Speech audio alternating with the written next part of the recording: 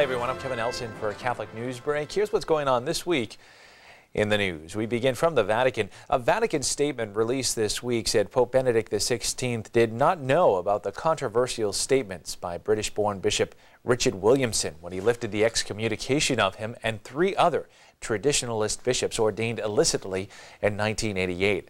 The statement said that the positions of Bishop Williamson on the Holocaust are absolutely unacceptable and are strongly rejected by the Holy Father, and that the bishop must distance himself from his previous statements in an absolutely unequivocal and public manner before being accepted into full communion in the Church.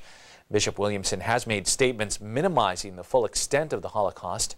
In the statement, the Vatican said that the decree lifting the excommunication did not change the juridical status of the Traditionalist Society of St. Pius X, which still has no canonical recognition in the Catholic Church. In news from around the country, a new national organization called the Moratorium Campaign is trying a new tactic to end use of the death penalty, state by state.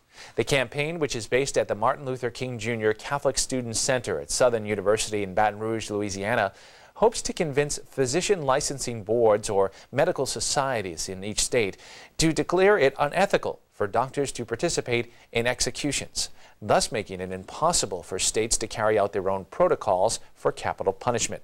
The Moratorium Campaign is founded by Sister Helen Prejean and headed by Jesuit Father George F. Lundy. In an interview with Catholic News Service, Father Lundy said the effort will focus especially on the southern states, where 95% of all U.S. executions took place in 2008, according to the Death Penalty Information Center. Other news now from around the country. President Barack Obama has created by executive order a White House Office of Faith-Based and Neighborhood Partnerships, which will expand upon and rework the Bush administration's Office of Faith-Based and Community Initiatives. According to a White House press release, the office's top priority will be making community groups an integral part of the economic recovery and poverty, a burden fewer have to bear when recovery is complete. The partnerships also will focus on reducing demand for abortions, encouraging fathers to stand by their families, and working with the National Security Council to foster interfaith dialogue with leaders and scholars around the world. Along with the partnerships will be a newly created President's Advisory Council on Faith-Based and Neighborhood Partnerships, comprised of 25 leaders of religious and community organizations, including Father Larry Snyder, President of Catholic Charities USA. And finally, just a couple of quick notes from around the country. The Papal Foundation has a new president, Bishop Michael J. Bransfield of Wheeling, Charleston, West Virginia.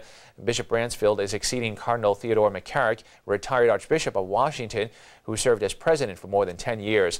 The Papal Foundation was established in 1988 by the late Cardinal John J. Kroll of Philadelphia and is dedicated to the charitable interests of the Pope, spreading the faith in underserved areas, serving the poor in extreme poverty, and responding to disaster. And Pope Benedict XVI has named Father James S. Wall, vicar for clergy in the Diocese of Phoenix, Arizona, as Bishop of Gallup, New Mexico. Bishop designate Wall, who was born in Arizona, is only 44 years old. He'll be the second youngest U.S. Catholic bishop, but the youngest one to head a U.S. diocese. And that is all the information we have for you this time. Please stay with Catholic TV for more Catholic news. Until then, I'm Kevin Nelson, and I'll see you next time on Catholic Newsbreak.